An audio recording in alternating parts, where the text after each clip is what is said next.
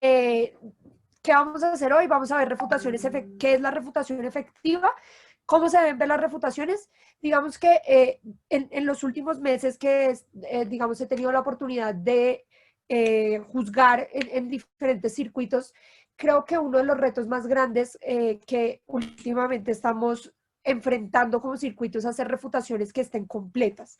Yo a esto le llamo, y lo vamos a ver más adelante, que estamos acostumbrados a hacer refutaciones cojas, es decir, no explicamos para qué sirve la refutación en el debate.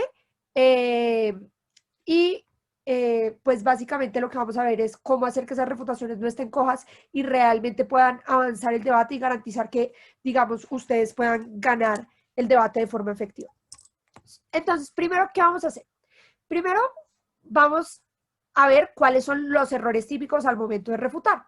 Y tenemos varios errores. El primero de ellos es tener muletillas o frases vacías. En estas no hay garantías de que esto ocurra. Es decir, yo solo me paro y digo, nadie probó nada. Vale. Segunda, no es cierto, es mentira, pero sin explicar cuáles son los hechos que hacen que eso sea falso, sin explicar por qué realmente esto es una mentira o por qué significativamente, digamos, esto no es cómo funciona la realidad. Tercera muletilla que tenemos, no me aprobó suficientemente esto. Y última muletilla que tenemos que no puse en la presentación, pero que es, digamos, el trend del circuito últimamente, es esto es simétrico, esto pasa en ambos lados de la casa. Esas son, digamos, constantemente, digamos que estos son constantemente las cosas que nos suceden dentro del debate, y es simplemente decimos, mira, esto es simétrico, esto pasa en ambos lados de la casa, pero no hay una explicación, uno, de en dónde pasa más, dos, cómo sucede, o tres, por qué la simetría es algo relevante en el debate.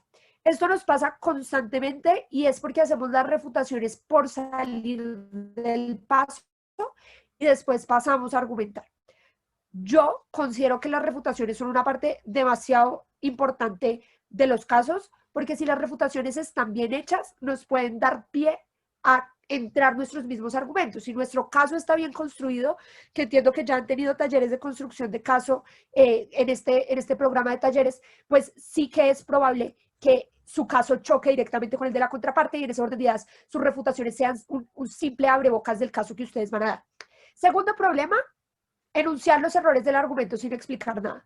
Es decir, esto es una pendiente resbaladiza, esto es una falacia, esto es mentira, todo este tipo de cosas. ¿Eso qué implica? Eso implica que nosotros, al igual que tenemos problemas al argumentar porque no fundamentamos las explicaciones que estamos dando de nuestros argumentos, es altamente probable que cuando nosotros refutamos sin explicar por qué el argumento tiene un problema, por qué el argumento no funciona bien, pero sin explicar cómo funciona ese argumento o por qué ese argumento está mal, probablemente es lo mismo que un argumento que no está explicado en el debate y es un argumento que no va a ser tenido en cuenta y que el juez, por el principio de no intervención, no puede completar dentro del debate. Tercer error, tergiversar por escuchar mal.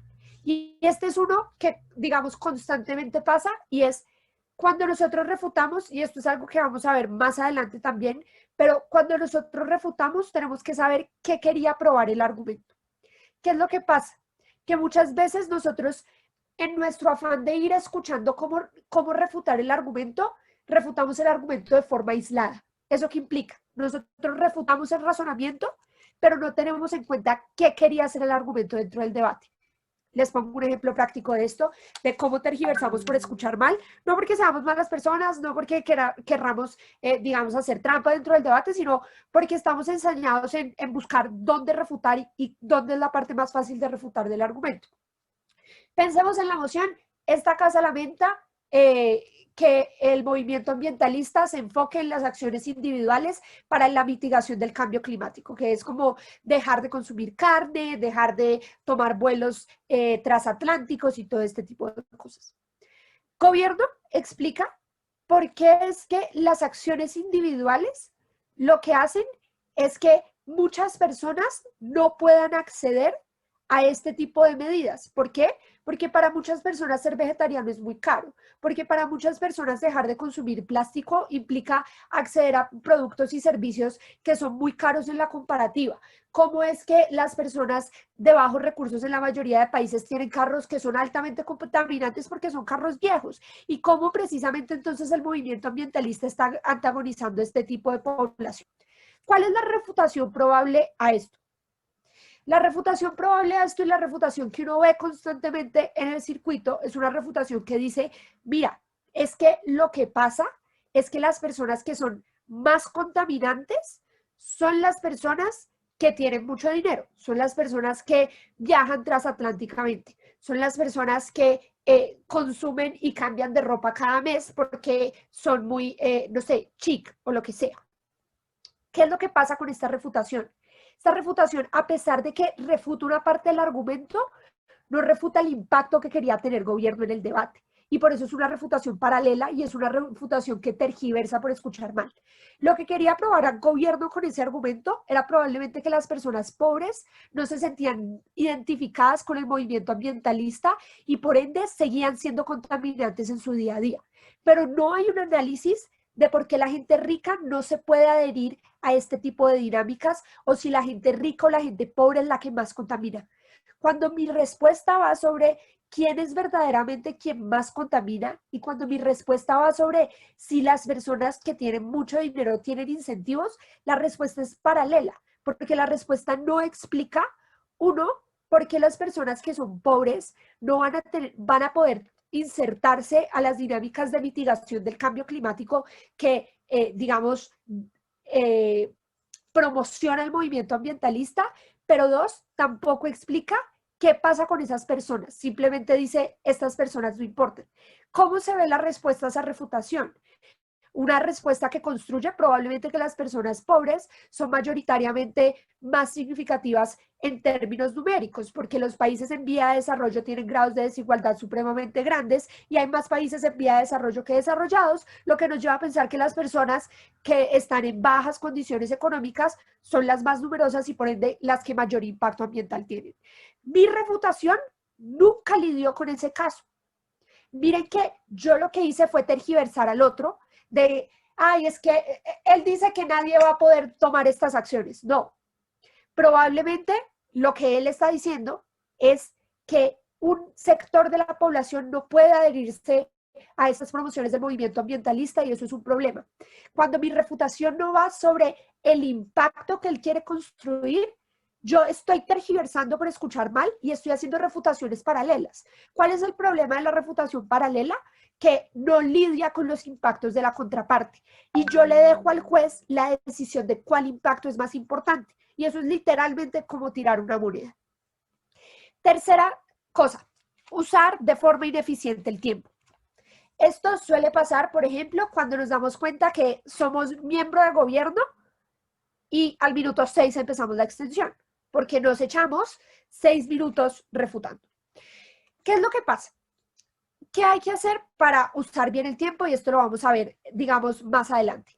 Uno, hay que ser ordenado. Hay que economizar el tiempo e intentar agregar las refutaciones. Pero no solo agregar las refutaciones, sino priorizar las refutaciones más importantes. ¿Cómo escoger esas refutaciones? Ya lo vamos a ver más adelante. Digamos, un recorderis que es importante lo que les digo. Refutar también es un ejercicio demostrativo. ¿Eso qué quiere decir? Yo no puedo simplemente afirmar que un argumento es irrelevante. Yo no puedo simplemente afirmar que un argumento es simétrico.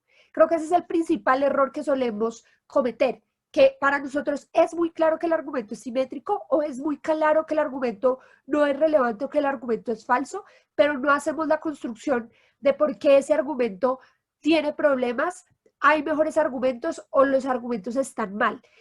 Ese, digamos que es uno de los principales problemas y es el que más vamos a intentar, digamos, atacar en este taller, cómo resolverlo. Vamos entonces ahora a cómo se ven los argumentos. Y creo que, no sé si esto ya lo vieron, pero la forma en la que se evalúa un argumento, si ustedes ven el manual de jueces de SEMUDE, que está basado en el manual de jueces del mundial en inglés, los debates se ganan cuando una persona da los argumentos más probables y más relevantes de la ronda. ¿Eso a qué conclusión nos lleva? Que los argumentos digamos que los argumentos, puntero láser, eso, que los argumentos se evalúan dependiendo de dos ejes. El eje de probabilidad y el eje de relevancia. ¿Qué implica, digamos, el eje de relevancia? Y ahora me toca salirme, no entiendo cómo hacer esto.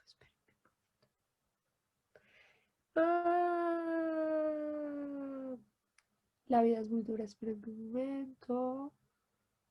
¿Cómo vuelvo a automática? Ya, excelente. Entonces, tenemos, como les estaba diciendo, tenemos dos ejes. El eje de probabilidad, que explica por qué es probable que algo pase, valga la redundancia, es decir, qué tan plausible es que mi argumento suceda. ¿En qué tantos casos sucede mi argumento? Y esto estaría, digamos, más explorado de manera profunda en un taller de, digamos, de construcción de argumentos, pero muchas veces ese es otro error que nosotros cometemos, y es que, digamos que frameamos riesgos que son muy graves, que son muy relevantes, pero es poco claro para el juez en cuántos contextos o en cuántos, digamos, si esto pasa en 7 de cada 10 casos o si pasa en 1 de cada 10. De esto se trata la probabilidad. ¿Qué tan plausible es que el argumento suceda? Y está el otro eje de los argumentos, que es qué tan importante es, qué tan grave es o qué tan beneficioso es que algo suceda. ¿Cuáles son, digamos, dónde están los argumentos buenos? Los argumentos buenos son estos. Y les voy a poner un ejemplo de por qué estos argumentos no funcionan. Vamos a mirar la moción. Esta casa le pondría impuestos a las bebidas azucaradas. Creo que este es el ejemplo que doy todos los días de mi vida para explicar los ejes de probabilidad y relevancia. El argumento de primer gobierno sobre por qué ponerle impuestos a las bebidas azucaradas es malo en estos dos casos. Hay un argumento que es muy importante, pero que es poco relevante. Es decir, es este rojo de aquí. Es un argumento que es supremamente importante, que tiene, digamos que tiene beneficios supremamente grandes, pero es poco probable que suceda. Les voy a construir este argumento. Esta casa le pondría impuestos a las bebidas azucaradas. ¿Quiénes producen las bebidas azucaradas en Colombia? Las producen los grandes azucareros del sur del país, en el Valle del Cauca.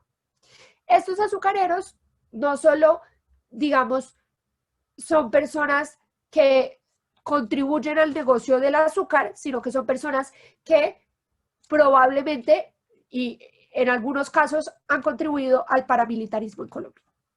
Cuando nosotros le ponemos impuestos a las bebidas azucaradas, hacemos que estas personas tengan más costos de producción, porque ahora tienen que pagar un impuesto por las bebidas azucaradas que producen. Y en ese orden, y el paramilitarismo se va a acabar en Colombia. Porque este argumento es malo. Este argumento es muy relevante. Me sale que mi conexión es inestable. En caso tal de que no me escuchen, escriben por el chat o gritan o lo que sea. Entonces, este argumento es malo. ¿Por qué es malo? Porque es súper importante acabar con el paramilitarismo en Colombia. Es súper importante lograr hacer esto. Es maravilloso. Pero ¿cuál es el problema? Espérense, voy a abrir el chat que ahora creo que no me escuchan. ¿Cuál es el problema con esto?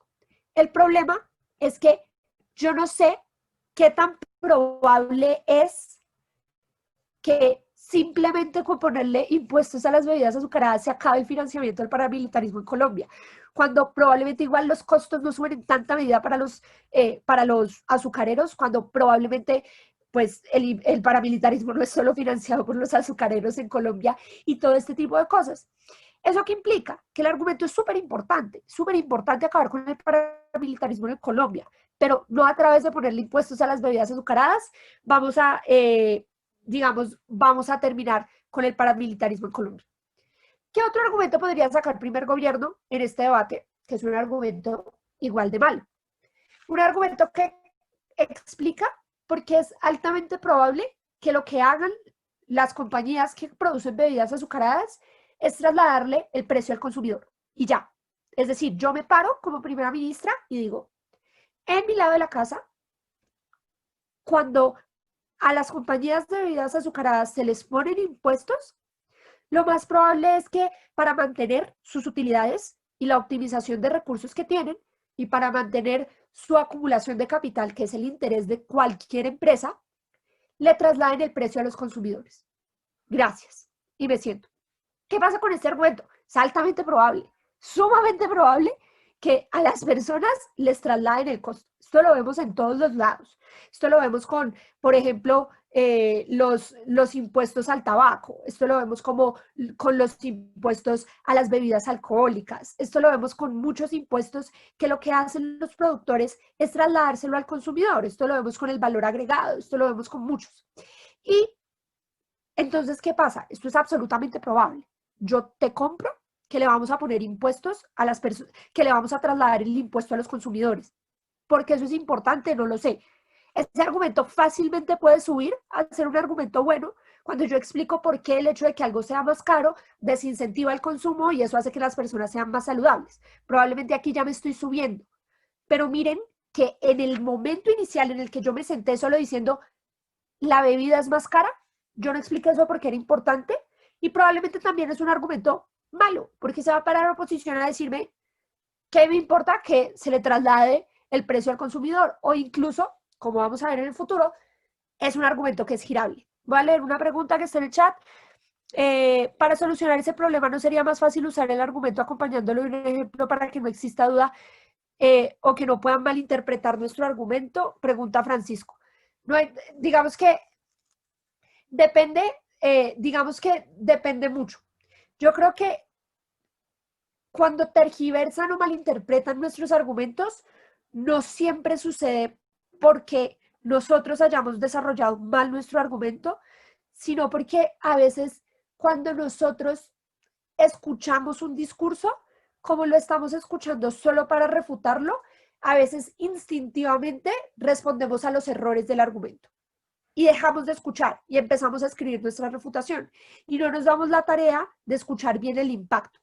¿Cómo, Francisco, yo, digamos, solucionaría el riesgo de que malinterpreten mi argumento? Yo lo que haría es ser muy clara al iniciar mi argumento diciendo, yo te voy a probar con este argumento tal cosa. Cuando yo soy muy clara en qué voy a probar con el argumento, uno, el juez ya sabe qué está buscando escuchar.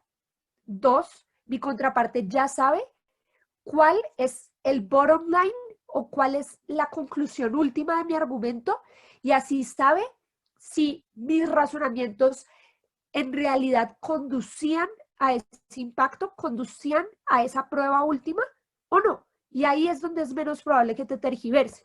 Y es mucho más fácil para tu compañero que pasa después de ti decir como, mira, fuimos muy claros en que lo que queríamos probar es esto, la refutación no entra por A, B, C y D. Yo creo que esa es una, digamos, una estrategia que es válida. Claros argumentos malos. Ahora, ¿por qué no existen silver bullets? Que es esta que está aquí. Es un argumento muy probable y muy importante, porque son argumentos prácticamente irrefutables y pues si la moción está bien hecha, que en la mayoría de los casos las mociones están bien hechas porque tenemos grandes equipos de adjudicación, entonces es muy poco probable que hayan silver bullets. Tenemos simplemente argumentos buenos. ¿Qué hacen las refutaciones? Las refutaciones jalan los argumentos. Yo lo jalo a que el argumento sea menos relevante. Yo lo jalo a que sea menos probable. ¿Cómo hago eso? Con mi construcción refutativa. Entonces eso es lo que vamos a ver hoy, cómo hacer. Entonces, vamos a qué hacen las refutaciones. Las refutaciones son la mejor prueba de engagement o de involucramiento en un debate, que implica que yo estoy realmente metiéndome en el caso del otro, respondiendo directamente a lo que el otro tiene que por decir y directamente insertándome en sus lógicas, en sus escenarios y sus caracterizaciones. Eso es el mejor debate posible. ¿Por qué? Porque si no es así, sino que yo estoy en otra carrilera, ¿sí? unos están hablando de países en vía de desarrollo y otros estamos hablando de países desarrollados. Probablemente estamos en diferentes carrileras. Y eso lo que hace es que nuestros argumentos no se toquen entre sí, porque uno está hablando de los beneficios para Estados Unidos y otros están hablando de los beneficios para Burundi. ¿Eso qué hace? Que para los jueces sea difícil ponderar. Y nuevamente, ¿por qué no nos interesa hacer eso? Porque es tirar una moneda al aire. Es decirle al juez, tú decides si te interesa más Estados Unidos y si te interesa más Burundi. ¿Qué pasa cuando suceden esas cosas en el debate? Que empiezan a darse lo que uno llama metaadjudicaciones. Y es que los jueces ya no empiezan a tener en cuenta solo el material que sucedió en el debate, sino que se tienen que preguntar, ¿qué le interesaría más a una persona razonable promedio? Y ahí ustedes están haciendo literalmente un tiro al aire, porque la conclusión a la que puede llegar un juez de qué le interesa a una persona razonable promedio, lamentablemente puede ser radicalmente diferente a la que tiene otro juez. Entonces, ¿qué nos tenemos que encargar? De involucrarnos directamente en el caso del otro para garantizar que el juez diga, ah, bueno, yo ya puedo hacer esta ponderación sin meterle lo que pensaría una persona razonable promedio, porque es que los debatientes que estaban en el debate ya hicieron ese trabajo por mí. ¿Qué hay que tener en cuenta para el engagement en un debate? Lo primero es el principio de buena fe. Y es lo que yo les decía en un principio, que es importante para no tergiversar los argumentos. Hay que entender el argumento en su mejor escenario posible e incluso completarlo para refutarlo o considerarlo irrelevante. ¿Cómo se ve esto? Esto se ve como decir, mira, yo creo que lo que quería probar gobierno es esto. Hay varias razones por las cuales no lo han logrado probar, pero incluso si lo hubieran logrado probar, estas son mis nuevas refutaciones. Miren que ahí yo estoy haciendo dos cosas y es algo que nosotros generalmente no hacemos, sino que nos quedamos en el primer momento en el que decimos esto no está probado, esto no es relevante. Cuando yo completo el argumento en mi cabeza, no tengo que ir a desarrollarle el argumento al otro, pero cuando digo, incluso si esto fuera cierto, incluso si él hubiera construido bien el argumento, yo lo que estoy haciendo es debatir en su mejor escenario. Y esto me conviene a mí también, porque ¿qué probablemente va a pasar cuando yo diga este argumento es poco probable o qué va a pasar cuando yo diga que el argumento está mal construido? Que el siguiente orador lo va a construir y yo solo refuté un argumento mal construido, pero no refuté el mejor escenario o la mejor versión de ese argumento. ¿Qué pasó? Que mi refutación se quedó obsoleta. Entonces, el principio de buena fe no solo garantiza que el debate se lleve de la mejor manera posible, digamos, garantizando que los equipos se involucren entre sí, sino que garantiza que yo no voy a tirar mi refutación a la basura.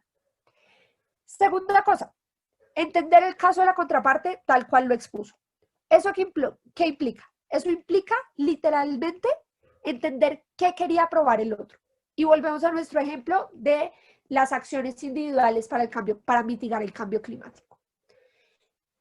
Cuando yo entiendo el caso como fue expuesto, yo entiendo que el problema es si las personas de bajos recursos se involucran o no se involucran con el movimiento ambientalista y las importancias, y digamos la importancia de que esto suceda. Cuando yo no hago esto, es probable que mi caso vaya por una vía distinta. Cuando yo entiendo que el caso de ellos es sobre dónde se involucran mejor las personas de bajos recursos, es mucho más fácil, uno, para mí decir, mira, en mi lado de la casa igual se involucran las personas de bajos recursos, o dos, explicar por qué las personas de bajos recursos no son las más importantes de este debate, más allá de simplemente decir, mira, es que no estamos hablando de la gente más importante. Tercera cosa que implica el engagement, refutar el mejor caso posible, que era lo que yo ya les decía. Esto no es excluyente con denunciarle al juez que el caso es confuso, que hay inconsistencias, que el caso no tiene, digamos, construcciones lógicas sensatas, pero sí es importante para que esto para que esto me aporte a mí también, completar el caso y refutar el caso completo. ¿Por qué esto es importante? Uno, porque ya les dije, evita que haya debates paralelos y terminemos lanzando una moneda al aire sin saber realmente qué va a decidir el juez. Pero dos, porque permite dar los mejores debates posibles, porque permite que realmente nos hagamos las ponderaciones adecuadas. No hay nada más bonito que ver un debate esto es más importante que lo otro por A, B, C y D, en vez de debates en los que simplemente las respuestas es esto no sucede en tu lado de la casa. Y esos debates son probablemente los debates que tienen mejores puntos de orador, son probablemente los debates que te suceden en salas altas. ¿Qué pasa y qué es importante sobre las refutaciones y sobre debate en general? Yo creo que hay que ver todos los debates como un ejercicio de aprendizaje y como un ejercicio de mejoramiento. Es probable que nosotros podamos ganar muchos debates simplemente diciendo que algo es falso. Es probable. Pero ¿qué pasa? Encarar los debates de esa manera no me prepara para el día en el que yo llegue a la sala más alta del torneo y no pueda refutar al otro diciendo eso no pasa porque su construcción argumentativa es perfecta. Si yo, en cambio, incluso en las salas en donde los argumentos no están probados, incluso en los casos en los que los argumentos no son los más claros posibles, me encargo de hacer las refutaciones en términos de ponderaciones, en términos de explicar por qué algo es más importante que otro, en términos de explicar cuál es el contexto más importante de este debate, cuál es el actor más importante de este debate. Cuando llegue a la sala alta voy a estar lista para ganarle a esas personas que realmente sí pueden fundamentar, digamos, de manera completa sus argumentos. Y probablemente voy a estar más preparado, pero no solo eso, sino que probablemente voy a ser una persona que es reconocida por jugar de buena fe en debate y para mí, digamos, incluso si no me gano el torneo, prefiero ser reconocida como alguien que juega de buena fe a ganarme el torneo y ser reconocido como alguien que juega de mala fe. Entonces, sigamos después del engagement. ¿Qué es una buena refutación? Y esto es otra cosa que es supremamente importante. Una buena refutación no es contraargumentación. ¿Qué es un contraargumento? Un contraargumento es, gobierno dice que sucede A y yo digo sucede B. Ese sucede B es un contraargumento, porque yo no estoy diciendo nada sobre el argumento A. Solo estoy diciendo no, no sucede A, sucede B. ¿Qué es una refutación? Cuando yo me meto en la lógica del argumento y digo, este argumento es poco relevante, este argumento es poco probable, este argumento funciona mejor de mi lado de la casa, este argumento, no sé, este argumento es desproporcional, esto genera más perjuicios que beneficios.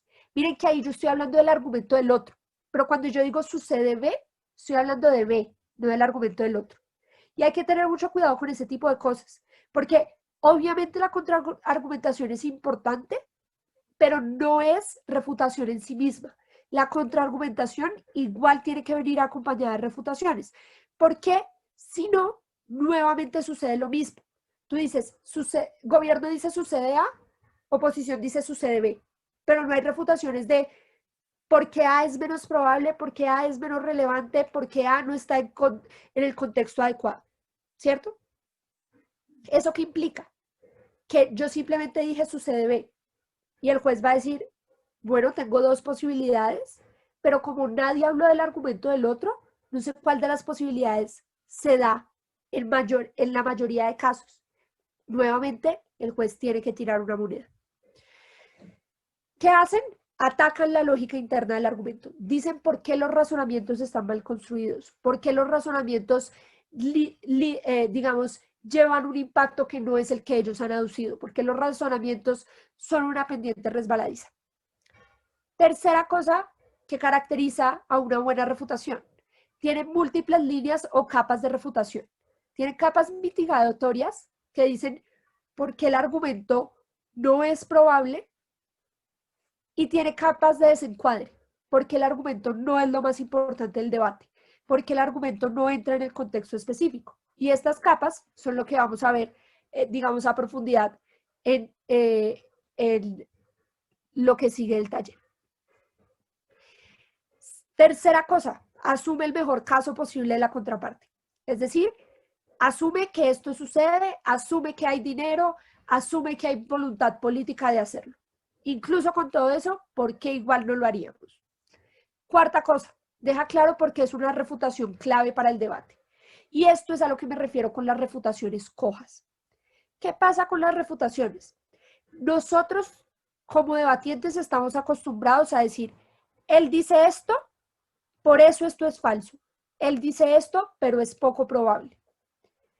¿Qué estoy haciendo yo ahí? Gobierno ha dado unos impactos, sea de mejores situaciones para las minorías, sea de mitigación del cambio climático, sea de mayor inserción a los movimientos sociales, lo que sea. Mi refutación, ¿qué dice? Es poco probable. El juez, esa conclusión que le da, que las minorías entonces no tienen ningún beneficio, no lo sé. Que ahora entonces no hay inserción a los movimientos sociales, tampoco lo sé. Que el cambio climático entonces sigue en la misma medida y en la misma intensidad que antes, tampoco lo sé. ¿Qué tengo que hacer yo para que mi refutación no quede coja? Explicar por qué el hecho de que algo sea poco probable implica que ellos no han cumplido su carga de la prueba, implica que sus impactos no son reales, implica que sus impactos son muy mínimos en este debate o muy marginales en este debate como para ser relevantes o como para que cuando se comparen con los impactos o los perjuicios que yo les he traído, lleguemos a la conclusión de que algo debería o no debería hacerse. Eso es ponerle lo que yo llamo la última patica a la refutación y es decirle al juez, ¿por qué esta refutación implica que yo voy ganando este debate? Eso es lo que nosotros como debatientes generalmente dejamos de lado en el debate. ¿Y cómo se ve una buena refutación? Pueden ser integradas a la argumentación, sobre todo cuando hacemos contraargumentación. Cuando hacemos contraargumentación y decimos, mira, no sucede A, sino que sucede B, yo en mi sucede B tengo que empezar a explicar por qué mis razones son mejores que las razones dadas por el otro, sea porque responden mejor al contexto, sea porque son lo que pasa en la mayoría de los casos, sea porque son las que afectan a la mayoría de la población. Miren que ahí yo ya estoy diciendo por qué el argumento del otro no funciona tanto o por qué el argumento del otro es poco probable, porque no responde a los verdaderos incentivos del debate, lo que sea. Pero en mi construcción de la contraargumentación, yo puedo integrar mis refutaciones. ¿Cuál es mi recomendación frente a las refutaciones integradas? Yo creo que son maravillosas. Yo nunca creo que en la mayoría de casos no las he sabido hacer. Y eso no implica que mis refutaciones estén mal hechas. Implica que uno tiene que conocer sus capacidades y no dejarse muchas veces llevar por qué es lo que los otros hacen. Hay gente que hace maravillosas refutaciones integradas. Eso no implica que para que yo sea la mejor debatiente del mundo tengo que aprender a hacer refutaciones integradas. Yo creo que uno tiene que encontrar qué es lo que le funciona e intentar que eso que le funciona a uno sea, digamos, lo más efectivo y lo mejor desarrollado posible. Sigamos. ¿Cómo se ven? Bueno, entonces, ¿cuáles son estos tipos de refutaciones? Hay refutaciones integradas, que es lo que yo ya les dije de la contraargumentación. Hay refutaciones no integradas, que eso es lo que le llaman en inglés el extraneous rebuttal, que es estas refutaciones que yo voy a hacer no tienen nada que ver con el debate, porque hablaron de algo que no tenía nada que ver o que realmente no toca el debate. ¿Cuándo sucede esto, por ejemplo? Esta casa, como el Papa aboliría el celibato. Gobierno se para y dice, vamos a abolir el celibato para tener más seguidores. ¿Cuál es mi refutación externa o mi refutación no integrada o mi extraneous rebuttal? No hay razonamientos por parte del gobierno de por qué esto le interesa al Papa. Al Papa no le interesa tener más seguidores si eso implica que va en contra del dogma, que va contra los designios divinos. Les voy a explicar en mi argumentación por qué esto va contra los designios divinos, por qué esto no va contra en torno a los intereses del Papa. El gobierno nunca ha aprobado por qué esto cae dentro de los intereses del Papa. Miren que la refutación es externa, ¿por qué? Porque nunca me han explicado por qué esto cumple con la carga de la prueba de la emoción. Esto no está en choque dentro del debate. ¿Sí? Ahora, como les dije, es supremamente importante que las refutaciones sean ordenadas para que sean fáciles de seguir y para que el juez pueda, digamos, reconocer si la refutación está bien hecha, si la refutación está completa. Y en ese orden de ideas hay dos modelos para hacer las refutaciones separadas, es decir, no integradas a la argumentación. El primero es el modelo de las 3 Rs, que me parece el menos efectivo porque si son 3 Rs es muy poco probable que uno se acuerde qué R es cuál y en qué orden van, pero pues son repetir, es decir, qué quería probar mi contraparte, resumir cómo lo probó y refutar. ¿Por qué esta tampoco me gusta? Porque la parte de refutar no está lo suficientemente disgregada para que yo me garantice a mí mismo que estoy cumpliendo con todos los requisitos para que la refutación sea efectiva. Es decir, sobre todo, no garantiza que yo esté cumpliendo con el último requisito que les conté, que es decir, por qué esta refutación gana el debate o hace que los impactos del otro no sean relevantes dentro del debate.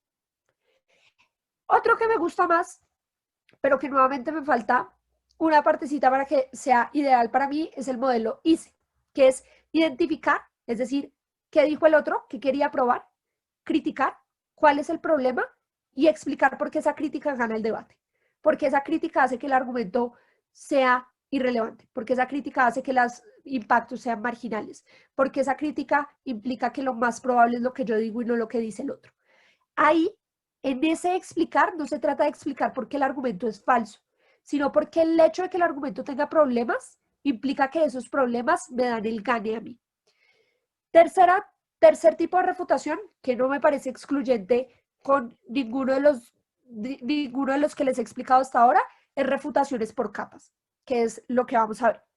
Y por último, que es una última parte de la presentación que vamos a ver, que es la refutación anglosajona, que para mí no es significativamente diferente a lo que yo ya estoy dando en este taller, sino digamos que es decir potato potato. Es decir, ellos dicen, no sé, es como la gente que dice closet en vez de armario. Le estamos diciendo lo mismo, la misma cosa, pero a veces es importante saberlo porque si nos enfrentamos a personas que han sido, digamos, educadas en este circuito, pues digamos que puede ser más fácil abordar los casos de esa manera, probablemente cuando tengamos jueces que han sido formados en el circuito anglosajón, probablemente cuando queramos insertarnos al circuito anglosajón o algo por el estilo. Listo. ¿Cómo se tiene que ver una refutación entonces? Lo primero, ¿qué quiere probar la contraparte? ¿Qué hace el argumento dentro del debate? El argumento quería probar que las personas pobres no se insertaban al movimiento ambientalista. ¿Cuál es el problema con ese argumento? El problema es que tiene una premisa implícita que no está probada. El problema es que hay fallas lógicas en el argumento. El problema es que es poco probable que las personas no se inserten al movimiento ambientalista. El problema es que es irrelevante que hagan las personas con problemas socioeconómicos porque son las que menos huella de carbón tienen, porque son las que menos consumen en la materialidad. No lo sé. ¿Qué implica esta refutación dentro del debate? ¿Qué es más probable en mi escenario? Es decir, es más probable que pase lo que yo digo a lo que dicen ellos. Es más probable que haya backlash a que la gente reciba bien la medida. Es simétrico, que esto pasa en ambos lados de la casa en la misma medida, en la misma intensidad y en el mismo grado. O esto pasa en ambos lados de la casa y así en el lado de la casa de ellos pase un poco más, marginalmente no es lo suficiente como para ganar este debate. Tercero, es irrelevante. No es el actor más importante del debate. O cuarto, esto está fuera de contexto. Esto no responde a las verdaderas situaciones en las que se inserta el movimiento ambientalista y por ende no es verdaderamente cómo va a suceder esta moción. Vamos a ver cómo se vería la refutación del argumento del movimiento ambientalista con respecto a la inserción de las personas en situación de vulnerabilidad económica. ¿Qué quiere probar la contraparte? La contraparte quiere probar que las personas de estratos socioeconómicos bajos no van a tener incentivos para entrar al movimiento ambientalista porque hay un costo de oportunidad muy grande, porque hay una disyuntiva en la que tienen que decidir si gastar dinero en su familia, en sacarla adelante o gastar dinero en mitigar el cambio climático. ¿Cuál es la respuesta a este argumento? Que creo que hay una premisa implícita La premisa implícita que hay en este argumento es que el movimiento ambientalista pide lo mismo de las personas ricas que lo hace de las personas pobres. Creo que esto es inherentemente falso. Creo que el movimiento ambientalista es interseccional y reconoce que las personas ricas pueden donar, por ejemplo, a fundaciones y ONGs verdes, mientras que las personas pobres no pueden hacerlo. Creo que, que el movimiento ambientalista reconoce que cuando una persona rica toma un viaje transatlántico, puede mitigar su huella de carbono, por ejemplo, plantando árboles que generen el mismo oxígeno que el daño en CO2 que generó. Creo que el movimiento ambientalista, ¿qué le pide entonces a los pobres? Les pide, por ejemplo, que hagan viajes comunitarios que no son problemáticos para ellos. Les pide, por ejemplo, que tengan huertas en casa que no son problemáticas para ellos. Les celebra, por ejemplo, el hecho de que no tengan, por ejemplo, demasiadas adquisiciones suntuosas y que no cambien constantemente su guardarropas. ¿Eso qué implica? Que probablemente el movimiento ambientalista morigera su mensaje dependiendo de si eres rico y si eres pobre. ¿Eso qué implica? Que las personas pobres no se van a sentir presionadas por un movimiento ambientalista a tomar esas medidas. ¿Qué les he probado con esta explicación?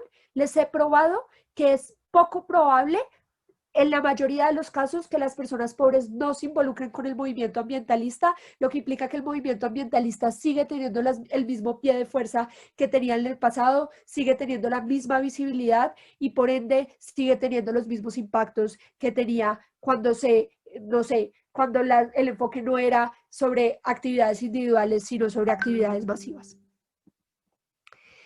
Así se tiene que ver una refutación.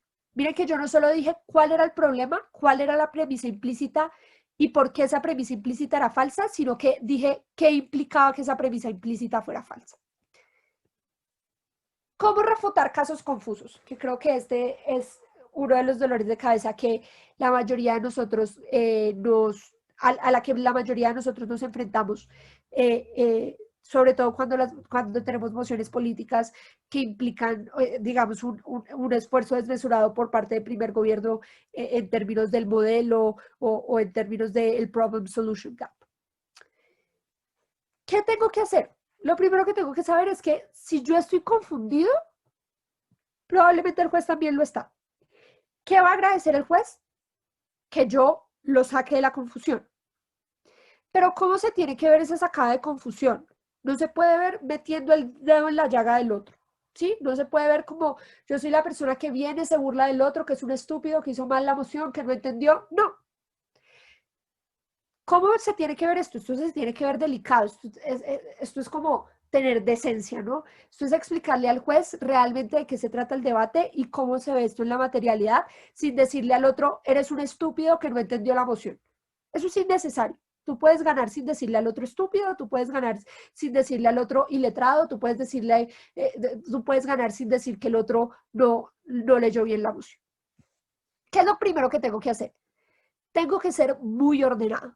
Tengo que decir, mira, creo que el gobierno te habla de unos contextos que pueden ser relevantes en este debate, pero no son los contextos mayoritarios. Esto es lo mismo que decir, gobierno no sabe de qué está hablando, pero yo no estoy siendo grosera, yo no estoy siendo peyorativa con el otro. Y eso creo que también es supremamente importante. Entonces hay que clarificar siendo ordenados. Mira, este es el contexto en el cual debatimos. Probablemente la acción que estamos defendiendo tiene estas implicaciones en el contexto y esto me lleva a mis argumentos. ¿Yo qué hice? Yo refreimé el debate. Yo volví a decirle al otro, mira, lo que tú estabas hablando no tiene nada que ver, sin decirle estúpido, sin decirle que leyó mal la moción, nada. Probablemente el juez va a agradecer un montón esto, porque yo no estoy perdiendo el tiempo diciendo, el otro es un estúpido, bla, bla, bla, bla, bla.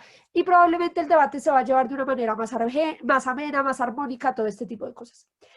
Segunda cosa que tengo que hacer, si yo estoy reframeando el debate diciendo, mira, estos no son los contextos de primer gobierno, no son los más mayoritarios o no son los más relevantes de este debate, es decir, yo estoy desencuadrando a primer gobierno, ¿qué tengo que hacer?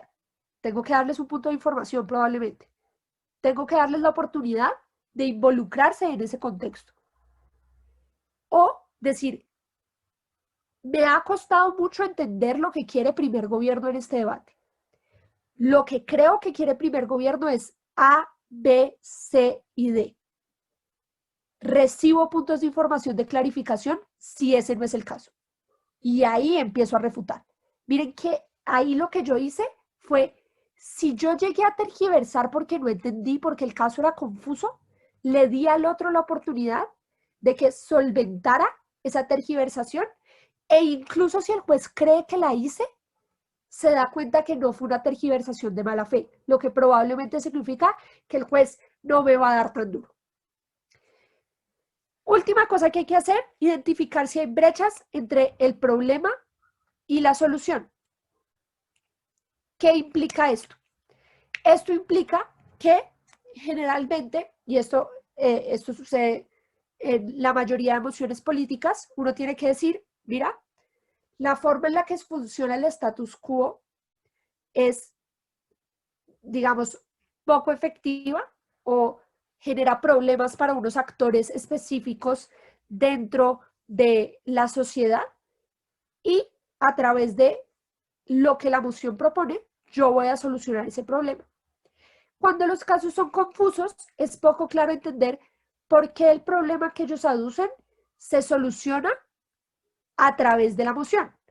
¿Dónde hay una brecha entre problema-solución o problem-solution gap? Evidente. En el ejemplo que vimos de las bebidas azucaradas. ¿Cuál era el problema que presentaba el primer gobierno cuando decía que se iba a acabar el paramilitarismo? El problema era el paramilitarismo en Colombia, cómo esto dañaba a las minorías, dañaba la seguridad internacional, bueno, mil vainas, ¿cierto? ¿Cuál es el problema con esa, digamos, con esa construcción? Que hay una brecha entre el problema y la solución. El problema es el paramilitarismo en Colombia. La solución que propone la moción es ponerle impuestos a las bebidas azucaradas. ¿Cuál es el issue ahí? Que hay un puente súper grande que hay que construir entre acabar el paramilitarismo y ponerle impuestos a las bebidas azucaradas. ¿Qué tiene que ser mi argumentación? Construir ese puente. Probablemente hay una brecha gigante porque el único ingreso de los paramilitares no es a través de las industrias de bebidas azucaradas. Entonces, no estamos acabando con el paramilitarismo. Eso es lo que yo tengo que hacer. Por eso, si ustedes ven, es muy común en muchos circuitos y en muchos debates que cuando la moción es política, primera oposición sea muy enfática y haga puntos de aclaración a primer gobierno preguntándole cuál es el problema que quieres solucionar. ¿Por qué? Porque muchas de las estrategias de primera oposición en debates políticos, es decir, tú no solucionas el problema que quieres solucionar. Cuando el caso es confuso, es probable que nadie identifique el problema. ¿Qué tengo que hacer yo como oposición? Decir, creo que el problema que primer gobierno plantea en este debate es este. 3 razones por las cuales su medida no lo soluciona. Voy a seguir. Entonces, ahora sí, capas de refutación, que esto es ya el core del contenido de las refutaciones. Hay 7 capas de refutación y algunas responden a mitigar la plausibilidad de un argumento o hacer que el argumento sea irrelevante. La primera y la típica es negar el argumento. Esto no pasa. Vamos a ver un ejemplo de cómo se ve una refutación de negación. La moción es, y creo que era del VP Summer del 2019.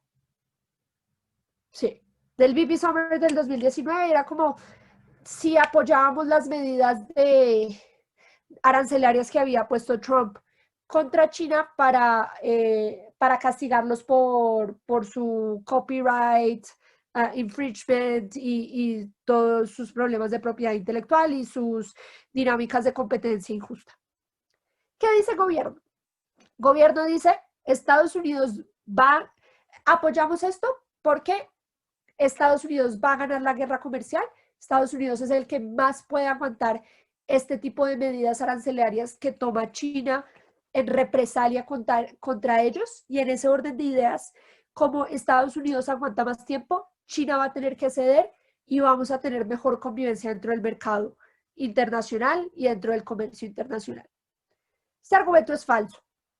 Validly. ¿Por qué? Porque China puede aguantar más que Estados Unidos. ¿Por qué? Uno, porque China no responde a incentivos democráticos. ¿Eso qué implica? Que probablemente a Estados Unidos sus ciudadanos se les van a quejar de la mala situación económica, pero los ciudadanos chinos no tienen las medidas para hacerlo. No tienen la medida para amenazar a Xi Jinping con que no va a ser reelegido, porque Xi Jinping es reelegido por el PSC que no tiene bases democráticas. En segundo lugar, porque China tiene muchísimas menos relaciones de dependencia con Estados Unidos. La dependencia es de Estados Unidos hacia China y no tanto de China hacia Estados Unidos. ¿Qué hice yo? No solo expliqué que esto era mentira, sí, probablemente una mala refutación se ve, esto es mentira, China puede aguantar más y sigo adelante, pero yo lo que hice fue fundamentar por qué China podía aguantar más.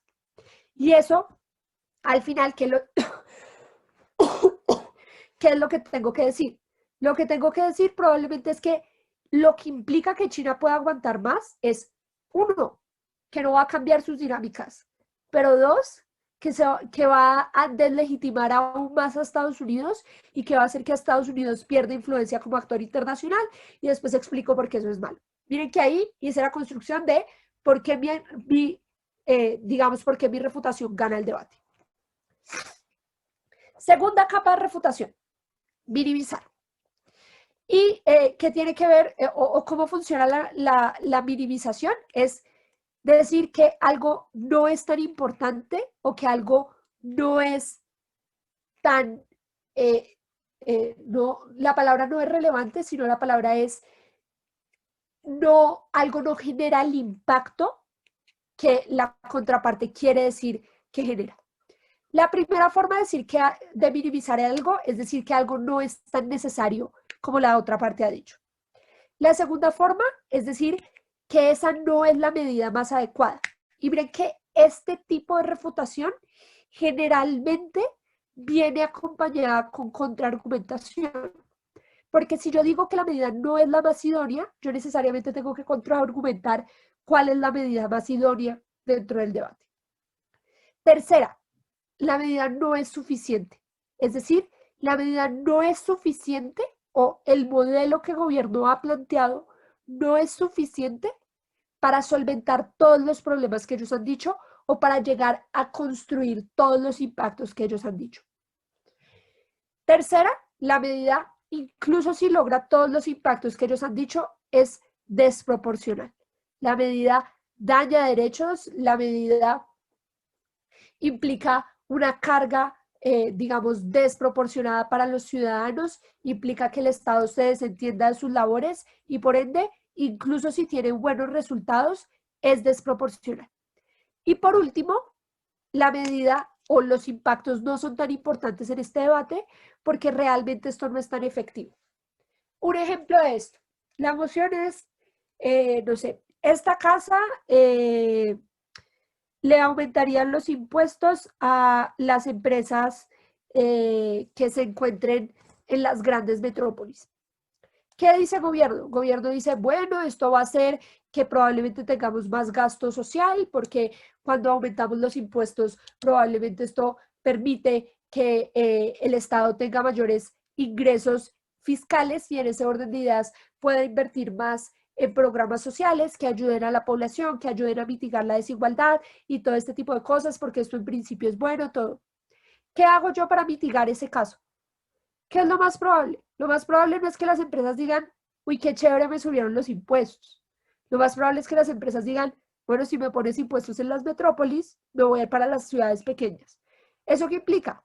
Que probablemente tus beneficios fiscales y tus beneficios de mayor contribución no son significativamente tan importantes. Esa refutación, hasta ahí donde la tenemos, no es una refutación suficiente. ¿Por qué? Porque el juez queda con la idea de que algunas empresas se quedan y por ende seguimos teniendo el impacto de mayores beneficios fiscales. ¿Qué tengo que hacer?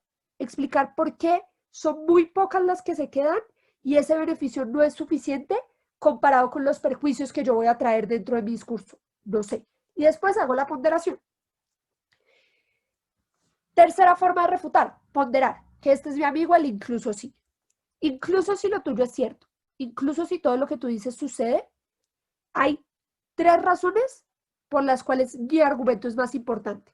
Y esto sería todo otro taller que es sobre impactos, pero hay 7 formas para decir que algo es más importante que otro. Si quieren se las digo rápidamente y pues con mucho gusto en el futuro podría ahondar sobre esto. Primero decir que mi medida afecta a un mayor número de personas. En segundo lugar, decir que mi medida afecta en términos de intensidad o en términos cualitativos en mayor medida que la otra medida. Es decir, no sé, en una tú le estás prohibiendo a alguien salir a determinadas horas de su día y en otra la estás encarcelando. Una es mucho más grave que la otra porque una implica mayor sufrimiento, porque una implica mayor pérdida de la libertad. En términos de intensidad es más grave. Tercera, porque una afecta o porque mi medida afecta en mayor medida a las personas que son pertenecientes a grupos de especial protección. Y aquí hay algo muy importante y es que los grupos de especial protección pueden ser cualquier grupo. El punto es cómo caracterizamos que ese grupo es de especial protección. ¿Cómo se ve esto? Pues en algunos debates las mujeres son un grupo de especial protección, en otros debates son los niños, en otros debates son los pobres, en otros debates son las personas en situación de discapacidad. Lo importante es saber explicar por qué esas personas están en condiciones de vulnerabilidad o son sujetos de especial protección. Muchas veces nuestra reflexión es simplemente decir, son grupos de especial protección porque son mujeres. Eso es igual de afirmación gratuita a muchas otras cosas.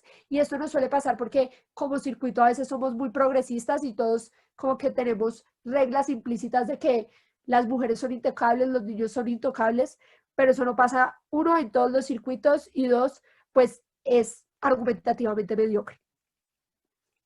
Entonces, tercera forma, decir que afecta a grupos de especial protección. Cuarta forma, decir que lo que estamos haciendo es tener un impacto en el corto o en el largo plazo, es decir, cuál es más importante, si el corto o el largo plazo, qué nos debería interesar más. Quinta forma, decir que mi medida es más viable que la del otro, porque hay mayor voluntad política, porque gasto menos dinero, porque ya la medida está, digamos, porque la medida va a tener más aceptación por parte del público, muchas razones. Sexta forma, decir que mi medida causa daños irreversibles, es decir, daños que no se pueden solucionar, mientras que los daños que el otro, digamos, propone en el debate son daños que se pueden mitigar, son daños que se pueden solucionar. Y por ende, si mi medida, si yo he probado perjuicios irreversibles, irremediables para las personas, mis perjuicios son más importantes que los perjuicios o los beneficios del otro. Última forma, el consentimiento. La séptima forma de impactar un argumento y es decir, mira, aquí en mi lado de la casa tenemos mucho más en cuenta la forma en la que las personas sienten, la forma en la que las personas deciden y la forma en la que las personas son libres de decidir qué quieren para su vida. Esto en principio es bueno porque precisamente lo que nos hace personas, la razón por la que estamos en un estado es para maximizar nuestra libertad. Si en mi lado de la casa maximizo el consentimiento, maximizo la libertad, es algo que es inherentemente deseable porque es algo que desarrolla la dignidad de las personas, que está íntimamente ligada a la habilidad de consentir o no consentir o de tener libertad o no tener libertad. Esas son las 7 formas en las que yo puedo comparar un argumento. Decir, ¿por qué mi argumento es más importante? Por cualquiera de estas 7 razones o por 3 de estas 7 razones, lo que sea. Espero que todo esté siendo claro hasta aquí, porque no veo preguntas en el chat. A veces me preocupa no ser clara. Entonces, si no estoy siendo clara, en serio, siéntanse libres de interrumpirme en cualquier momento. Listo. Cuarta forma de refutar y es hacer giros. Y a mí me encanta hacer giros.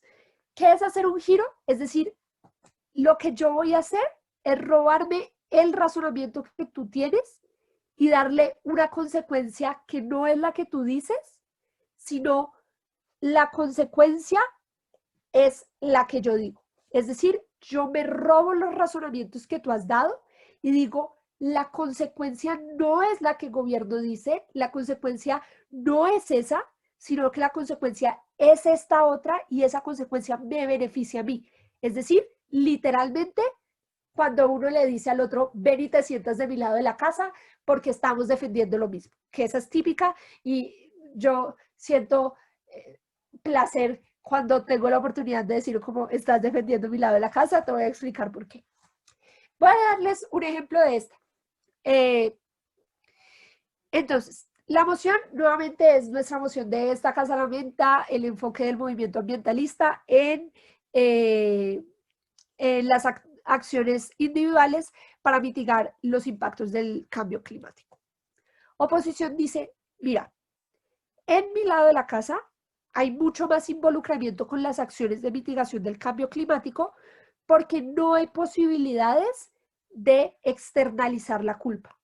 Porque cuando las acciones son individuales, cuando yo soy el que tiene que reciclar, cuando yo soy el que no tiene que usar pitillos de plástico, cuando yo soy el que tiene que disminuir mi huella de carbono, cuando yo soy el que tiene que dejar de usar medios de transporte contaminantes, yo no puedo decir que el cambio climático es culpa de otro, porque evidentemente es culpa mía y de mis acciones. Y eso hace que yo me apersone muchísimo más de mi proceso. ¿Qué hace el gobierno? Que es maravilloso y que es divino, y cómo gira este argumento. Todo lo que oposición dice es cierto. El problema es que la consecuencia no es beneficiosa. El problema de que tú creas que el cambio climático es tu problema y lo puedes solucionar con tus actuaciones, con tus medidas, hace uno, que tengas una carga desmesurada, porque es imposible que una persona sola pueda cambiar las situaciones de contaminación que existen. Ya, Virginia, voy a ver si con mi ejemplo te dejo más claro cómo diferenciar un giro de refutación paralela. Entonces, ¿yo qué es lo que voy a decir? Yo lo que estoy diciendo es, mira, todo esto es cierto. Cuando las acciones son individuales, tú crees que tú solito puedes acabar con el cambio climático.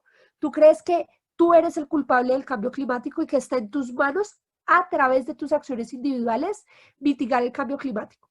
Porque esto es malo.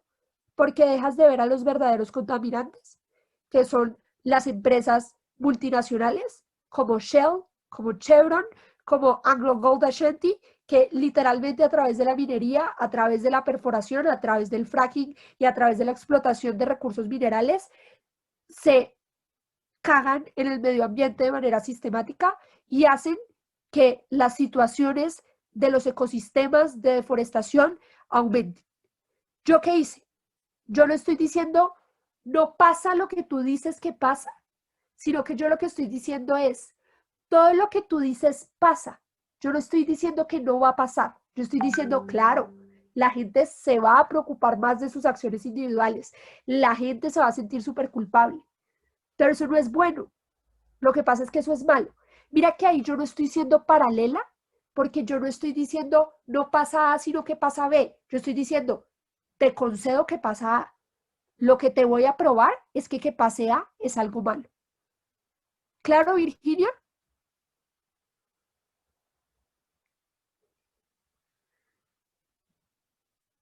Listo.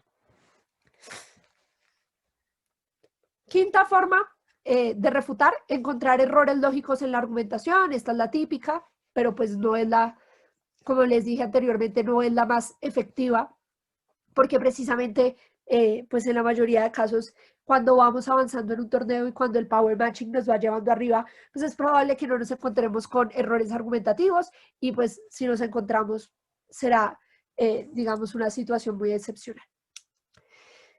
Entonces, ¿cuáles son los errores argumentativos?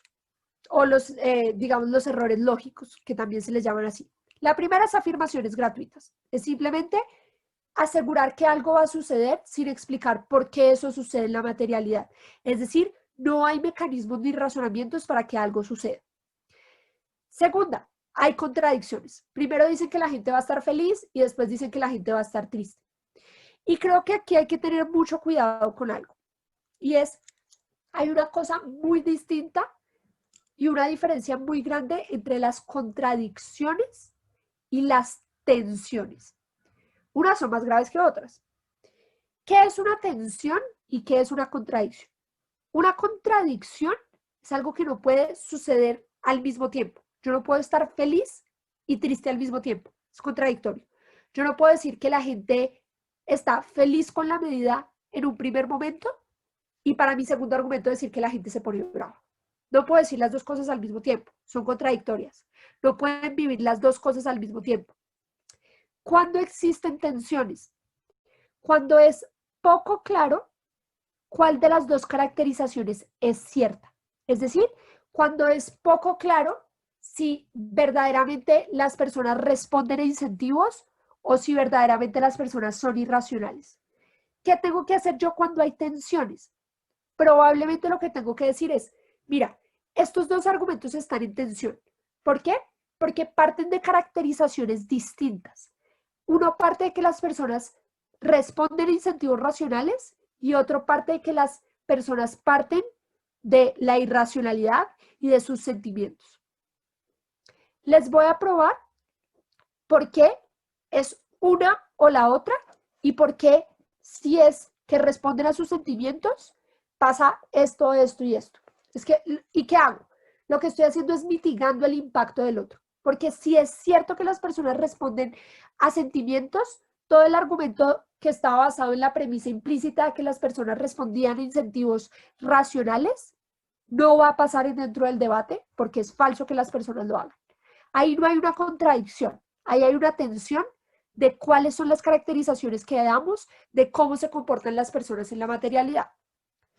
¿Qué hacer cuando hay una contradicción? Es decir, primero decimos Estados Unidos es liberal y después decimos Estados Unidos es autoritario. Ahí sí hay que escoger la una o la otra y explicar por qué esa contradicción implica que necesariamente hay un argumento que está por fuera del debate. Yo te voy a probar que Estados Unidos es liberal y por ende todo su argumento de autoritarismo no entra en este debate, porque hay check and balance, porque hay impeachment, porque no sé, lo que podamos probar dentro del debate. Tercero, porque hay falacias. ¿Y cuáles son las falacias a las que generalmente nos enfrentamos en debate? La primera es una falacia de falsa causa y es cuando nosotros argumentamos que porque sucede un fenómeno, eso va a derivar en una consecuencia. Entonces, no sé, el Estado va a subir los intereses y esto va a generar que las personas se quiebren. ¿Por qué es una falsa causa? Porque probablemente las razones por las que las personas se quiebran no es porque suban los intereses, sino probablemente las personas se quiebran porque no hay un adecuado flujo de capital y les voy a probar porque incluso si los intereses son altos puede seguir existiendo un adecuado flujo de capital. No lo sé. Segunda falacia a la que nos enfrentamos, las falacias de tradición. Y estas suelen pasar sobre todo cuando estábamos hablando de las mociones de lamentar. Cuando alguien se opone en algunos casos a las mociones de lamentar, falla cuando dice no me lamento porque esto ha funcionado toda la vida de esta manera y ha generado estos beneficios. Pero no hay una construcción argumentativa de por qué esa generación de beneficios es exclusivamente por las situaciones inherentes del fenómeno del que yo estoy hablando. ¿Qué hago yo? Básicamente yo lo que dije es, como los resultados han sido buenos en el pasado, pero no he explicado por qué sin la medida o sin esa narrativa o sin esa forma de pensar, esos resultados ya no se obtendrían, pues es una falacia de tradición, porque esto ha funcionado bien en el pasado, deberíamos seguir haciéndolo. ¿Cómo solventar las falacias de tradición en esos casos? Explicando, mira, las situaciones inherentes, no sé, de una narrativa que piensa que las personas son malas por naturaleza, es que las personas tienen incentivos para informarse mejor, para protegerse a sí mismas y cuando esa narrativa desaparece, esas situaciones de desconfianza desaparecen, esas situaciones de protección propia desaparecen y en ese orden de ideas se generan estos impactos. Pero simplemente decir, mira, es que desconfiar de los otros ha hecho que nos protejamos mejor, está mal, porque no explico por qué inherentemente esas condiciones de protección responden a la situación de desconfianza o de pensar que el hombre es un lobo para el hombre o lo que sea que quiere probar. Otra falacia que ocurre dentro de debate son las falacias de pendiente resbaladiza. Y es cuando yo digo, por ejemplo, no sé, escuchar canciones tristes cuando he terminado con mi novio me lleva a el suicidio. Es una pendiente resbaladiza. Yo no sé por qué necesariamente y en todos los casos el hecho de escuchar canciones, y esto generalmente pasa cuando tenemos afirmaciones gratuitas, pero generalmente es cuando nuestra construcción argumentativa de nuestras razones no se sigue en nuestra conclusión. También hay falacias de generalización apresurada y es como esto pasó en algunos de los casos, va a pasar en todos los otros casos. Cuarto error argumentativo, cuarto error lógico, la falta de nexos causales. Quinto error lógico, que este suele pasar no en las construcciones argumentativas, sino en las construcciones refutativas, los hombres de paja. Y es cuando me aducen a mí criterios o razonamientos o impactos que yo no he aducido. Es decir, cuando me tergiversan. Y eso es un error lógico porque precisamente no están refutando lo que yo realmente quería probar. Ya esto, digamos que lo revisamos a profundidad en el pasado. Tercera forma de refutar, jugar con la lógica de la contraparte. ¿Qué es jugar con la lógica de la contraparte? Es ampliar el espectro de los razonamientos.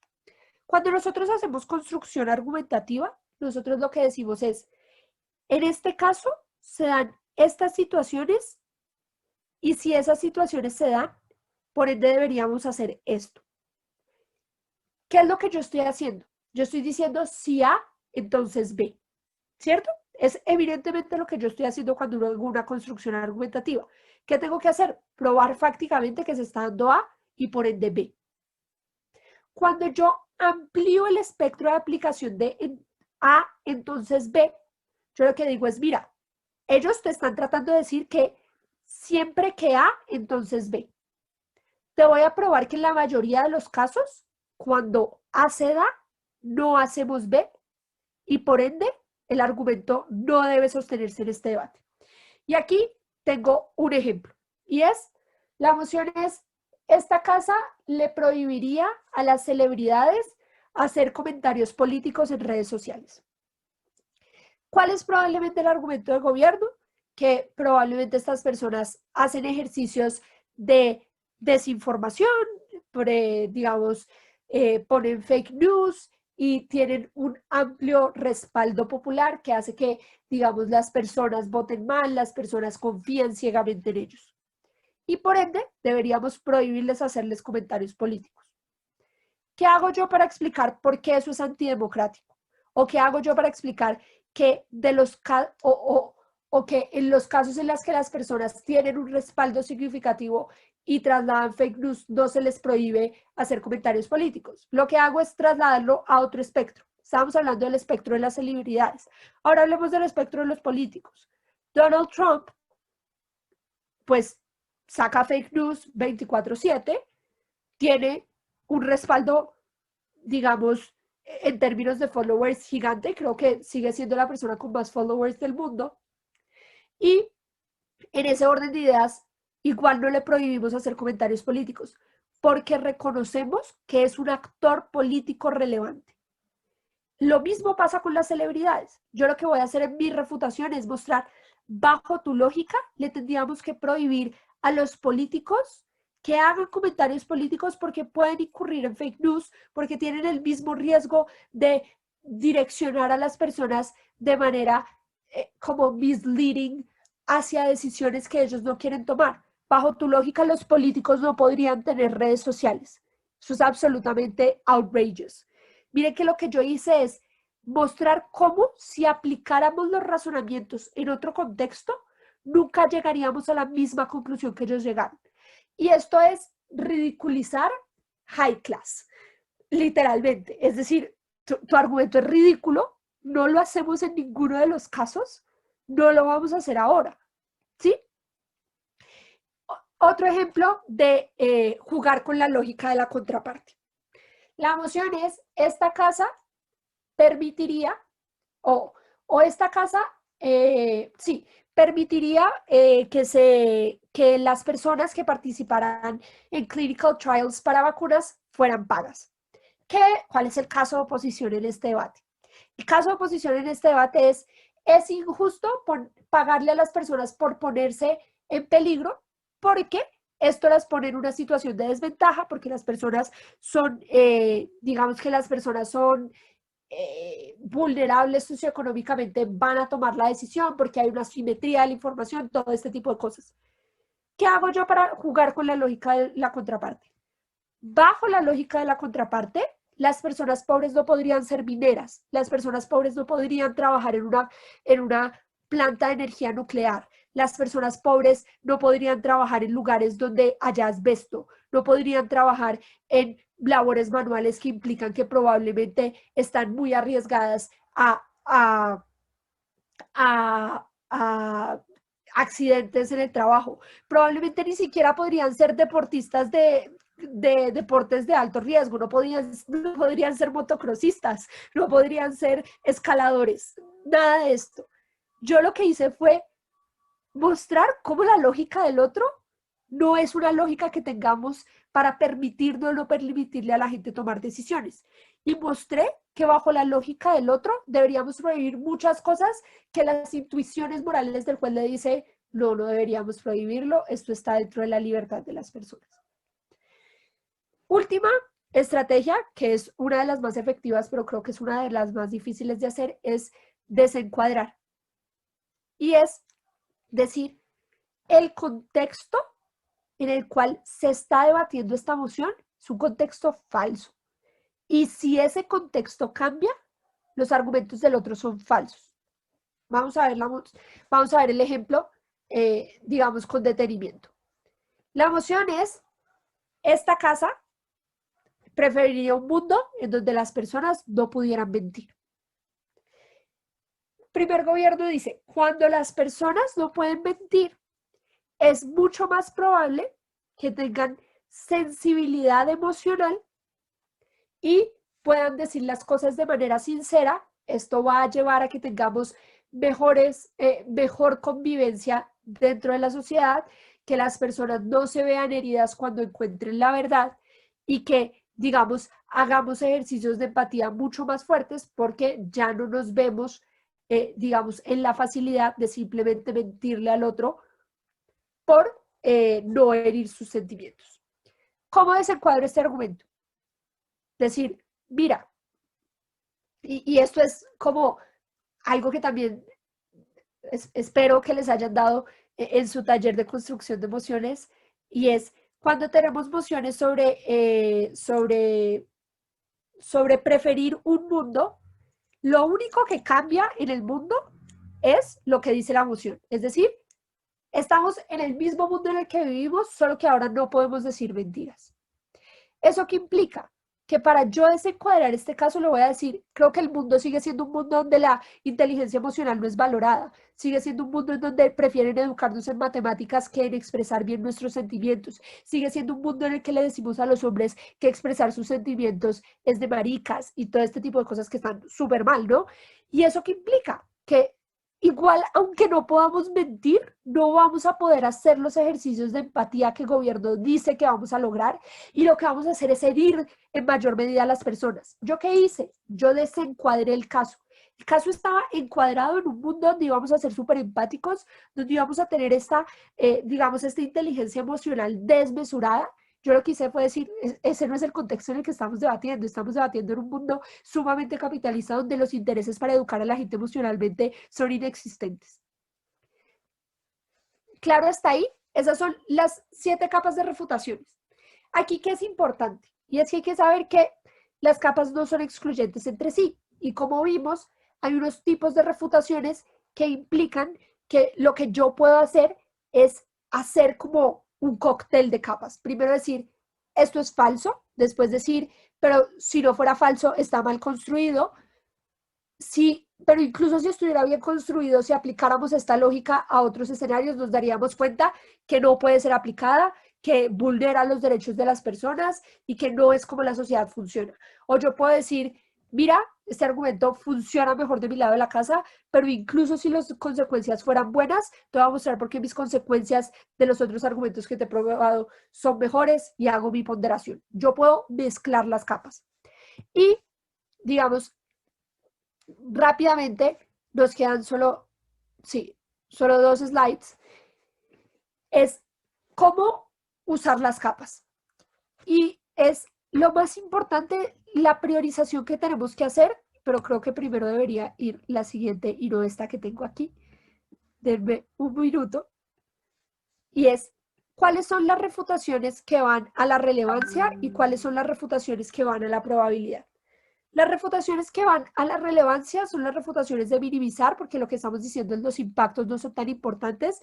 Las refutaciones de ponderar, en la que decimos tus impactos suceden, pero son más graves los míos. Es decir, hacemos este ejercicio de sopesar los daños. La refutación de girar, porque lo que yo digo es el impacto que tú estás diciendo no es un buen impacto, sino que es un impacto malo, como yo te voy a probar. Y la refutación de desencuadrar, porque yo lo que digo es ese contexto en el que está tu argumento literalmente no es el contexto en el que estamos debatiendo en un contexto en donde la gente no tiene educación emocional. ¿Cuáles son las refutaciones de probabilidad? Eso no pasa, hay errores lógicos y así no funciona el mundo, así no aplicamos la lógica y así no funcionan las reglas de la experiencia. Ya sabiendo que así se ven nuestras refutaciones y digamos que dónde atacan o a qué atacan cada una de ellas, veamos, digamos, ay no, me debía devolver, veamos cómo priorizar las refutaciones. Lo mejor es priorizar las refutaciones de relevancia.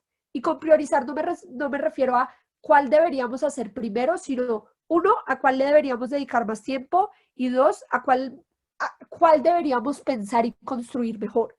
Es mucho más importante construir las refutaciones de relevancia por todo lo que les dije al principio. Y es que es mucho más difícil luchar contra una refutación de relevancia que me dice esto no es importante a pesar de que esté bien construido, que simplemente reconstruir un argumento que de pronto tenía fallas lógicas.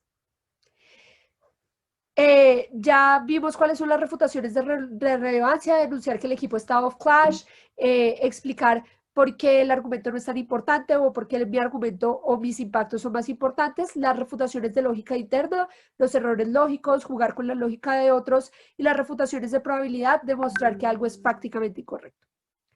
Y lo importante a veces también es encontrar las premisas implícitas del argumento, que era lo que habíamos visto, por ejemplo, en el ejemplo que les había dado al principio de el argumento sobre los pobres no pudiéndose insertar a las dinámicas del movimiento ambientalista cuando se enfocan en las actividades individuales. ¿Qué hicimos? No refutamos el hecho de que fuera caro para ellos no consumir plástico, o no refutamos el hecho de que fuera caro para ellos pasarse un carro eléctrico. Todo eso es cierto, pero refutamos la premisa implícita que partía de que las peticiones de cambios que le hacíamos a los ricos eran las mismas peticiones de cambios que le hacíamos a las personas en situación de vulnerabilidad económica. Miren que ahí lo que hicimos fue no refutar los razonamientos, sino refutar la idea de la que salían los razonamientos y los mecanismos. Y por último, la tipología de refutación anglosajona, que después de todo este taller, pues se van a dar cuenta que literalmente es lo mismo de lo que venimos hablando. Y es, las refutaciones en la lógica anglosajona pueden ser mitigatorias, pueden atacar la lógica del argumento o pueden atacar la relevancia. ¿Cómo se ven las refutaciones mitigatorias? Mostrar que los beneficios no son exclusivos, es decir, que son beneficios que se pueden obtener en cualquier lado de la casa, que es el tema de la simetría. La minimización, que ya la vimos, y mostrar que un argumento es no comparativo, es decir, es un argumento que pasa en ambos lados de la casa o es un argumento que no responde a las caracterizaciones que yo ya di de cómo la gente responde. Tercera, digamos, cuarta forma, dar contraejemplos que demuestran que en la materialidad las cosas funcionan como yo digo y no como dice la contraparte. Caracterizar mejor el contexto para poder desencuadrar y crear una alternativa que era lo que ya habíamos dicho en términos de la idoneidad. Mostrar que mi alternativa es mejor que la del otro. Atacar la lógica del argumento, detectar las premisas o asunciones del argumento, las premisas implícitas. La conclusión no se sigue de las premisas, mostrar que ellos tienen un problema entre la brecha y la solución, mostrar que hay otra explicación para su argumento, es decir, que hay una falsa causa, que los beneficios de los cuales ellos hablan no se derivan del modelo o de la acción que ellos están realizando, sino de otras cosas. Y robar los impactos, que es lo que yo les decía, girar el argumento y explicar por qué esos impactos son más probables de mi lado de la casa. Por último, atacar la relevancia, explicar por qué su grupo no es importante, comparar o ponderar, desencuadrar y mostrar por qué el argumento no cumple la carga de la prueba. Creo que, digamos que eso es todo. No sé, voy a dejar de compartir pantalla. No sé si tengan alguna pregunta, si algo no quedó claro, y pues si no, ha sido un gusto, supremamente abierta. Si en el futuro las personas que están viendo esta grabación tienen alguna duda, también me pueden escribir, no tengo ningún problema. A veces me demoro en responder, pero doy todo de mí para responder. Si no les he respondido, sean intensos, no me importa que la gente sea intensa. Y pues muchísimas gracias al aula de debate de la Universidad de Extremadura por la invitación. Yo tengo una pequeña duda, si me la puedes Cuéntame. contestar, Juanita. Sí, claro. A nivel de estrategia, ¿hay alguna división en este tipo de refutaciones? ¿A qué orador es mejor que se oriente a refutaciones? Sé que hay muchos equipos que, por ejemplo, le dejan una carga muy importante al segundo, sobre todo en cámaras bajas. O sea, el miembro de gobierno, el miembro de oposición, tiene que hacer... ¿Cuánto énfasis sería necesario hacer en ciertas refutaciones, o si es, por ejemplo, que haga solo Yo, importancia o relevancia? yo las refutaciones que recomiendo para el primer orador son refutaciones que sean necesarias para introducir el caso. Es decir, cuando estamos hablando de desencuadre, es necesario que la haga el primer orador. Cuando estamos hablando de robar y girar argumentos, probablemente es necesario que las haga el primer orador. Las refutaciones que chocan directamente con tu caso tienen que aparecer en el primer orador para que sea claro porque tu caso es más relevante que el del otro. Pero esas tienen que ser 2, 3 o 4 refutaciones, las más importantes. Todo lo demás va para el segundo. Los incluso sí, las ponderaciones sobre todo, es mejor que las haga el segundo. ¿Por qué? Porque ya tiene una construcción argumentativa de la cual se puede agarrar y puede trabajar con ellas. Para mí, el desencuadre, el giro y explicar por qué algo es falso, tiene que ir en el primero. Clarísimo. Mil gracias. Vale.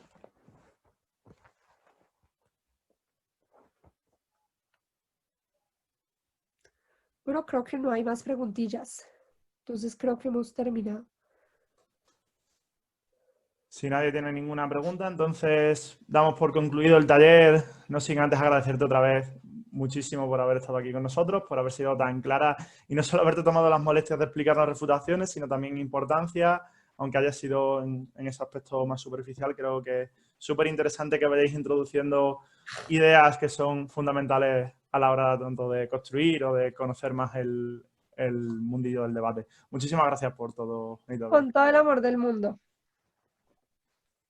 Pues si tú no tienes nada más que decir, doy por finalizada la reunión. Vale.